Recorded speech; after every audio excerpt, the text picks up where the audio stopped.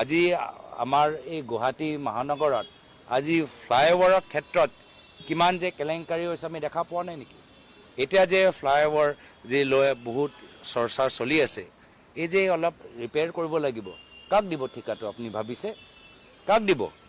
যিজনে বনাইছে, যিজনে এই গোটেইখিনি নক্সাটো বেয়াকৈ ব্যৱহাৰ কৰিলে তাকে দিব।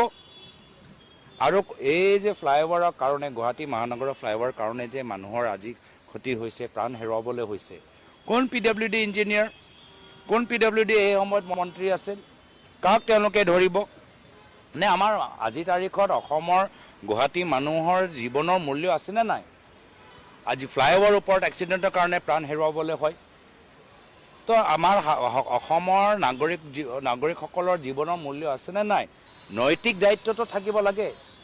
আজি সেয়াই দুৰ্ভাগ্যজনক কথা যে অসমৰ ৰাজনীতিত BJP দল ইমান অহংকাৰী হৈ গৈছে, কোনো ধৰণৰ নৈতিক দায়িত্ব আজি তাৰিখত নলয়।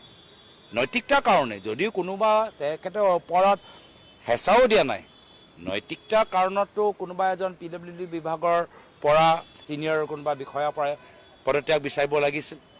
নৈতিকতাৰ ক্ষেত্ৰত মুখ্যমন্ত্ৰী যিহেতু তেওঁ PWD বিভাগ কিমান ওচৰৰ পৰা চাই থাকে, নিজকে তেওঁ সফল মুখ্যমন্ত্ৰী হিচাপে কয়, সফল মন্ত্ৰী হিচাপে কয়, আজি নৈতিক দায়িত্ব ল'ব লাগিছিল। কিয় তেওঁলোকে লোৱা নাই? আজি নৈতিকতাৰ ইমান অভাৱ কিয়?